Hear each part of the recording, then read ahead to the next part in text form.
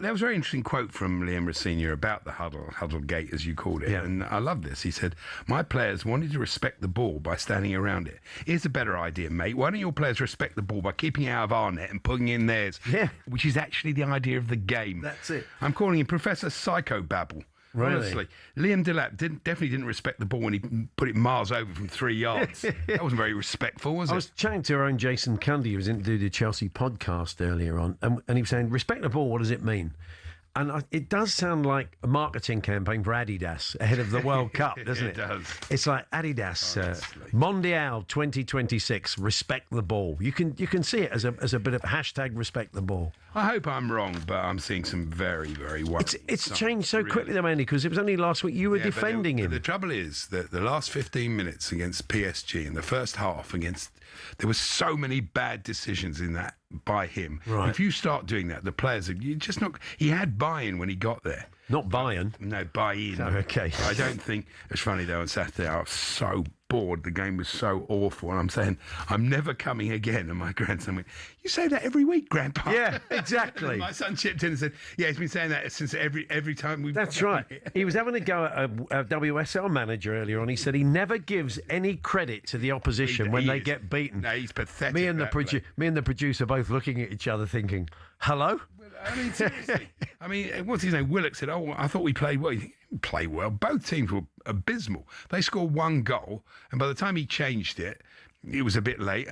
Chelsea could have got a point out of it. I mean, Reece James was unlucky. Delap missed easy. But the drop-off from Cole Pomp was really hurting Chelsea. And there was that chance. He would have buried that 2 years ago. He would have done. So yeah, he's a bit off it, isn't it? I think it's coloured as well because I'm in the middle of a driving ban. Driving ban. Not driving ban. But you're not proud of it. No, Of course not. You're paying your dues. 6 months for, going to 26 and a 21, you know how it works. So, tremendous. Doesn't sound well, right. what's the point? Anyway, that's the side. There we are. He is quite sorry. Oh, yeah, really. It's a right effort to get I'm doing my best here. I'm trying to get him out of trouble. Go on, then. It's a right effort to get there and everything, and then the right effort to get back. And you think, what's the point? I mean, really? There are sort of Chelsea fans who probably come down from Arbroath for every game. You've got to get across southwest London. Portsmouth every day. I think he's mad. What if these people are mad? I've been to... Rather than I really respect the effort they put in, these people are mad. Well, when you see what's being served up... Yeah. I mean, I've been to 17 games this year at the Bridge. Yeah. And honestly, the Liverpool game and the Barcelona game are the only two games that I've come away buzzing. The rest of the time, even win or lose, they come away going... Do you want a bit of breaking Chelsea news? What's that? It might not be the news you want. I don't even know what it is. Alex Crook is joining us, our chief football correspondent, who was a top tipster last week, 66-1 winner. Top man. Let's see if he predicted this bit of news. So, Crookie, we're in the dark. We've not been pre-warned, so take it away. Oh, wow, you're really building up the drama. Good afternoon, guys. I can tell you that the Premier League has now concluded two separate disciplinary processes involving Chelsea after the club voluntarily self-reported potential historical breaches of rules. Yeah. Now, these relate to the so-called off-book payments that Blue Co flagged up when they first took over the club to the Premier League.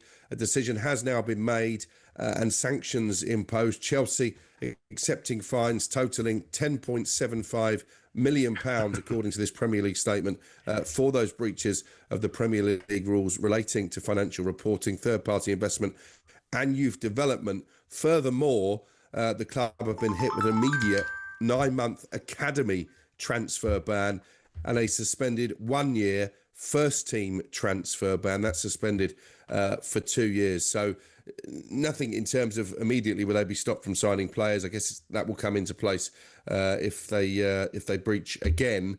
But when it comes to the academy, that is an immediate ban. And these so-called off-book payments, we understand, relate to the signings of the likes of Willian, Samuel Eto'o and Eden Hazard. Chelsea have always claimed that because they themselves flagged it up, they should be looked upon leniently.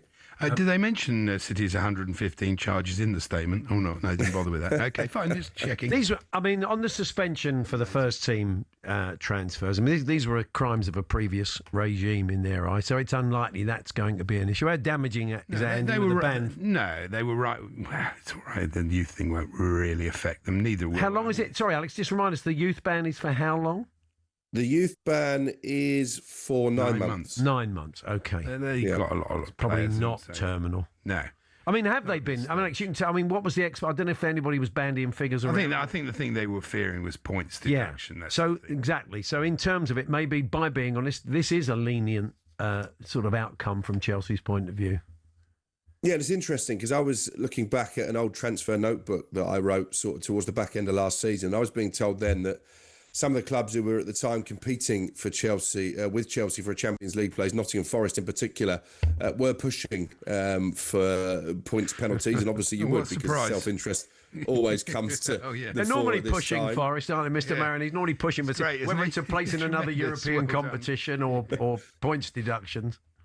But I think on that basis, there will be a feeling amongst some Premier League clubs, and I can't speak for all of them, that maybe Chelsea have got off a little bit leniently. But as I say, Chelsea and Blue Co have always argued this was Roman Abramovich's problem and not really the new board, and the fact that they voluntarily came to the Premier League and said that we spotted something that doesn't quite add up here.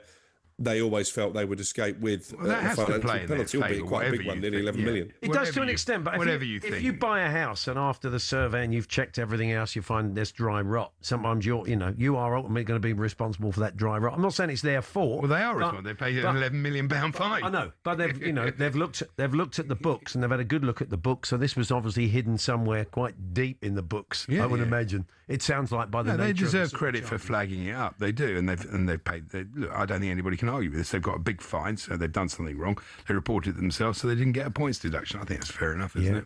Alex, thank you.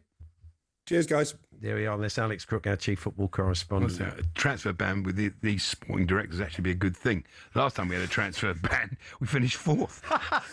Seriously, the way You may actually sign better young kids not by being able to sign young kids. honestly.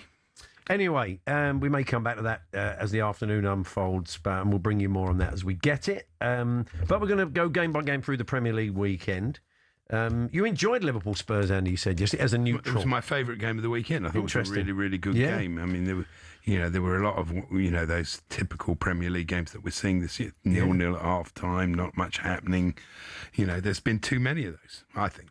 Well, we'll touch on those with Danny. Before that, Ramon Vega, the former Spurs and Switzerland defender, has been very critical of the Tottenham board, of the Tottenham players, of Tottenham in general. But maybe even he saw some green shoots yesterday from this point. It was a good performance. A Yeah. performance of a lot of courage, a lot of grit. I mean, look, Liverpool are like a lot of teams like us. They're not very good.